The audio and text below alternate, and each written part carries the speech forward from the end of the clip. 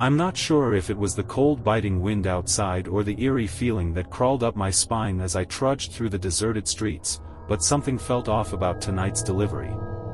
The address led me to a decrepit building at the edge of town, its windows boarded up like eyes shut tight against the world. As I climbed the creaky stairs to the third floor, the smell of decay grew stronger, mingling with the aroma of something sickeningly sweet. My knuckles rapped against the door, echoing through the hallway like a foreboding drumbeat. The door creaked open, revealing a dimly lit apartment. A figure stood in the shadows, their features obscured by darkness. Without a word, they beckoned me inside. The room was suffocatingly warm, the air heavy with the scent of rot. My eyes adjusted to the dim light, revealing a scene straight out of a nightmare. Piles of half-eaten food littered the floor, crawling with insects feasting on the remains. But that wasn't the worst of it. In the center of the room sat a table, adorned with dishes that seemed to pulsate with a life of their own. Raw meat glistened under the sickly glow of a flickering candle, surrounded by bowls of murky liquid that bubbled and steamed. I tried to suppress the rising sense of dread as I placed the delivery bag on the table. The figure approached, their movements slow and deliberate. With trembling hands, they reached into the bag, retrieving the food with a hungry desperation that sent shivers down my spine. I wanted to leave, to run far away from this place and never look back. But something held me rooted to the spot, a morbid curiosity mingled with fear. As the figure devoured the food with ravenous abandon, their face twisted into a grotesque mask of pleasure. The sight made my stomach churn, bile rising in my throat. Just as I thought I couldn't take it anymore, the figure spoke, their voice a raspy whisper that sent a chill down my spine. "Thank you," they said, their words dripping with malice. "You've brought us exactly what we needed." With that, they disappeared into the shadows, leaving me alone with the horrors of that room. I stumbled out into the night, the memory of that twisted feast burning in my mind like a brand. And as I made my way home, I couldn't shake the feeling that I had just delivered more than just food.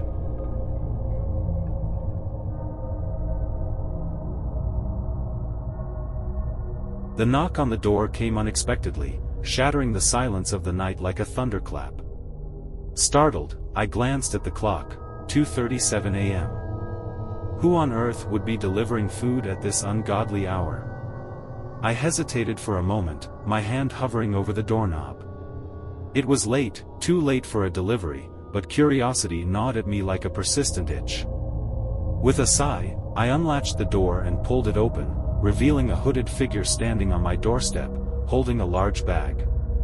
"Delivery for you," the figure muttered, their voice muffled by the shadows of their hood. I eyed them warily, but the aroma wafting from the bag was too tantalizing to resist. "Thank you," I replied, reaching out to take the bag. As soon as it touched my fingertips, a shiver ran down my spine, a premonition, perhaps, of the horror that lay within. But I brushed it off as mere paranoia and retreated into the dimly lit hallway. Setting the bag down on the kitchen counter, I eagerly pulled out its contents, a feast fit for a king, or so it seemed.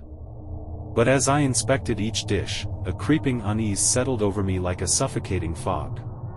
The food looked wrong. The meat was a sickly shade of gray, the vegetables wilted and discolored. And the smell, oh God, the smell, it was like rotting flesh, overpowering and nauseating. Despite my revulsion, hunger gnawed at my insides like a ravenous beast. With trembling hands, I reached for a fork and took a hesitant bite, hoping against hope that it would taste better than it looked and smelled. But as soon as the foul concoction touched my tongue, bile rose in my throat, threatening to choke me. I spat it out, retching violently as the taste of decay lingered on my lips like a curse. Panic surged through me as I realized the gravity of the situation. What had I done? What had I ingested? And who, or what, had sent this abomination to my doorstep? Frantically, I grabbed the bag and rushed back to the door, but the figure was gone, vanished into the night like a phantom. And as I stood there, trembling in the darkness, I knew that I would never be able to rid myself of the memory of that cursed delivery.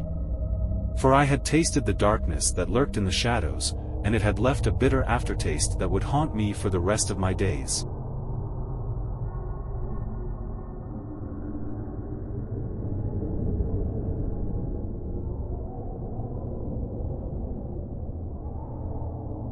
Every night, I traverse the city streets, delivering sustenance to hungry souls.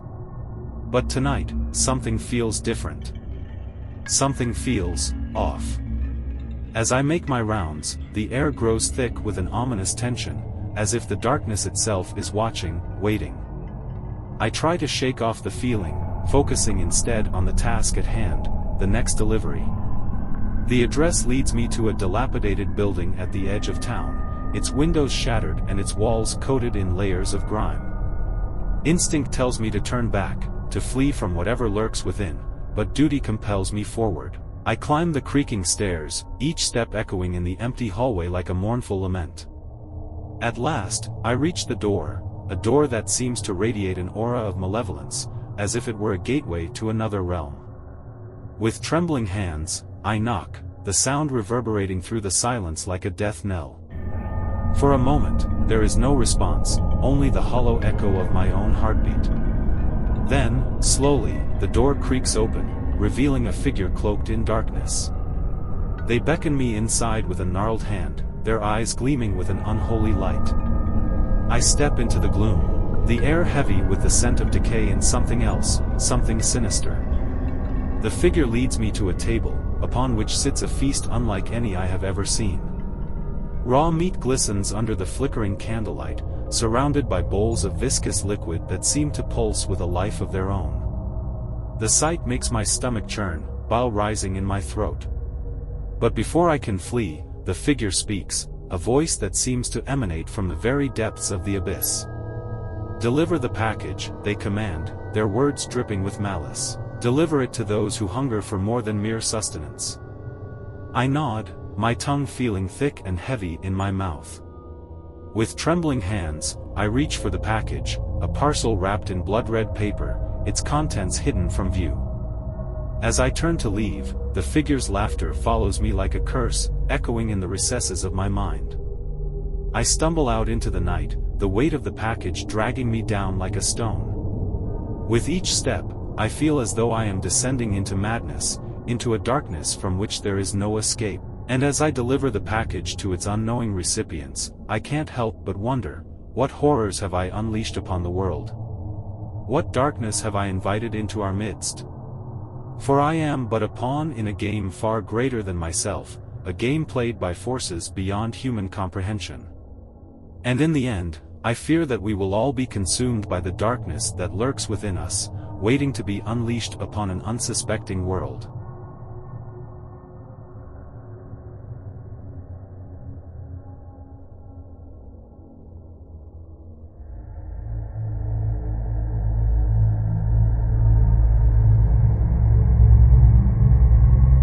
It was past midnight when the doorbell rang, shattering the quiet of my apartment like an unwelcome intruder. Bleary-eyed and disoriented, I stumbled to the door, wondering who on earth would be delivering food at this hour. Through the peephole, I saw the faint outline of a delivery person, their features obscured by the darkness of the night. With a shrug, I unlatched the door, expecting nothing more than a late-night snack to satisfy my hunger pangs. But what awaited me on the other side was far from ordinary. The delivery person handed me a nondescript bag, their movements strangely robotic, devoid of any warmth or human connection. I thanked them out of habit, but they merely nodded in response before disappearing into the shadows, leaving me alone with my curiosity and the bag of food. As I stepped back into the dimly lit apartment, a wave of unease washed over me. There was something off about the whole encounter, something that set my nerves on edge. But hunger gnawed at my stomach, drowning out any misgivings I might have had. With trembling hands, I opened the bag, revealing its contents, a spread of dishes that seemed to glow ominously in the faint light. The smell hit me like a punch to the gut, a sickly sweet odor that turned my stomach.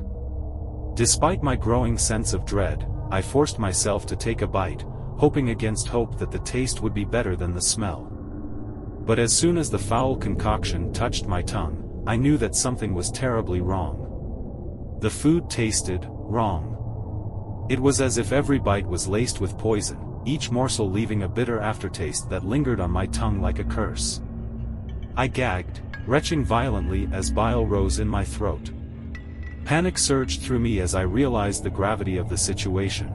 I had ingested something tainted, something sinister that threatened to consume me from within. With trembling hands, I stumbled to the sink, desperate to rid myself of the toxic substance that now coursed through my veins. But no amount of water could wash away the horror of what I had done, of the darkness that now lurked within me. As I sank to the floor, consumed by fear and regret, I couldn't help but wonder, who had sent me this tainted feast, and what did they hope to achieve by poisoning an unsuspecting stranger in the dead of night? But the answers eluded me, lost in the darkness that now enveloped my mind like a shroud. And as I succumbed to unconsciousness, I knew that I would never be the same again. Forever haunted by the memory of the night I received a delivery that was anything but ordinary.